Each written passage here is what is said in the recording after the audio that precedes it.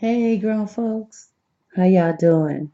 This is your hostess with the mostest, Donna Smith, aka Lady D, here this evening to chime in with you guys to have some grown folk topic and discussion. You know how we do. First of all, I'd like to know how everyone's doing. It's been a wonderful weekend. Happy Cinco de Mayo to everyone out there. And wow, it's just been one of those weekends, I tell you, where it's been a whole lot to do, but not enough time. Also, I'd like to share I've been participating in a Meatless May, which is eating no meat for the entire month of May, and under the instruction of my personal trainer, Teron Johnson. Um, at Johnson Fitness, Fortified Fitness. And I'm gonna tell you, it has been interesting. I have had some serious withdrawals, which I'm not really a big meat eater, but I do enjoy chicken and fish and, lightweight stuff like that.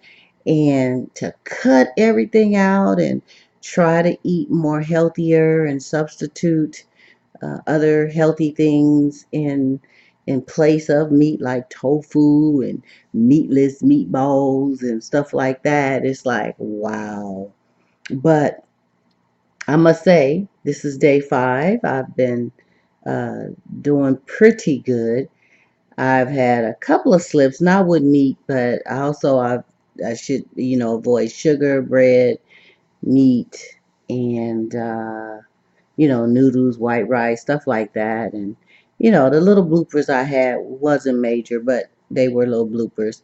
But yesterday, I'm gonna tell you, was my biggest challenge. My daughter had made a big, huge pot of crab boil, and she had everything in it: crab, shrimp, corn, links. I mean, you name it. It was just, oh my God! I just stood there and stared at it. Okay. And I had my little tofu meal, and I ended up heating that up and having that. But that was one of my biggest challenges, I must tell you, because I was literally like trying to decide, man, do I just want to mess this day up and do this? And, you don't have crab every day and get back to it tomorrow. But I'm proud of myself. I'll say that. I got through that and yay, go, go, go, Donna, go. So anyway, I just wanted to share that because it's been a challenge, it's been interesting, and it's something I'm proud of that I hung in there this long. So now we're going to get in the meat of our adult topic of the evening, and I like to let's talk about those what ifs. You know, what if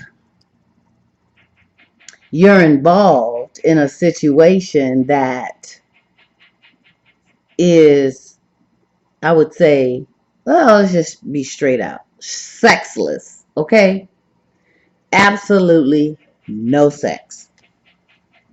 There's love, there's connection, there's quality time, there's, man, all kinds of benefits: monetary, emotional, loving. I mean, everything is just on point, but there is no sex. What if you were in that situation? Is it something that you could live with? Now, I'm not talking in terms of being celibate, single or dating and deciding I don't, I'm not going to have sex until I'm married, that type of thing. I'm talking about actually being with someone in a union, in a commitment, whether it's a relationship, whether it's a marriage, something very serious.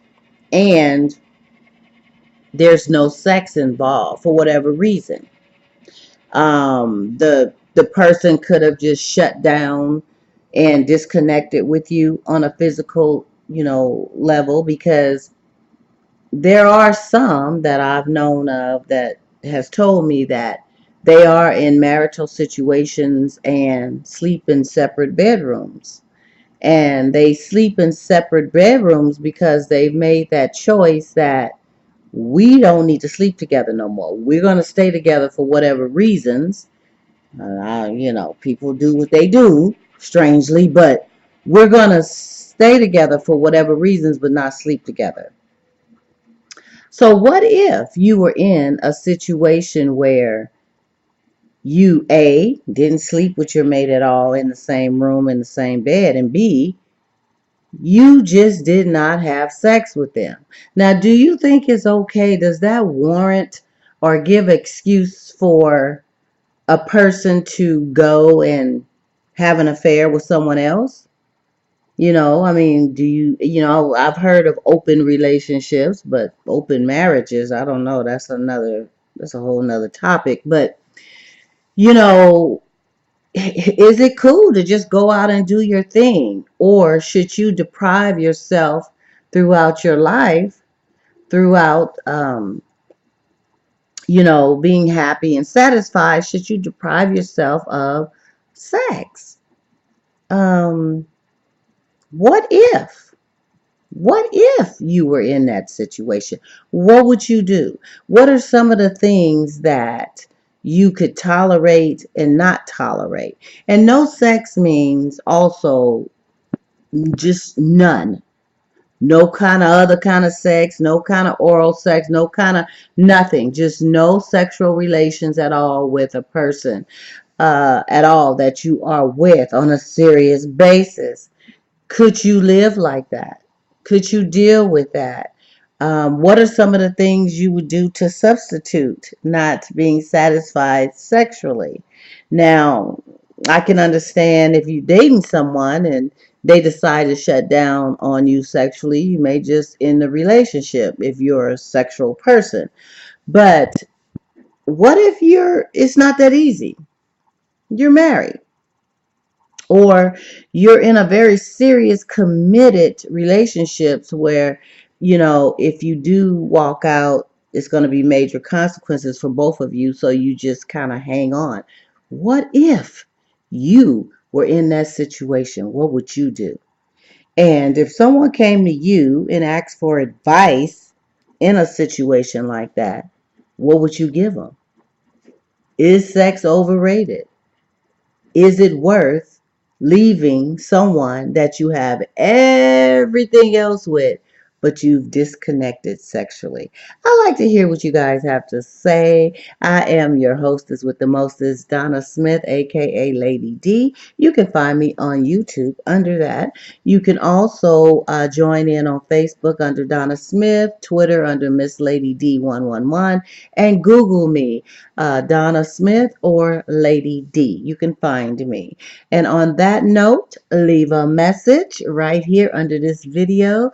Tell a friend, subscribe to my channel. And every week I'm posting something interesting to talk about, or that I'm going through, or that someone has come to me about, or what have you. And I like to share it in a grown folk kind of way. On that note, I am your hostess with the mostest, Donna Smith, aka Lady D. You have a great evening until we meet again.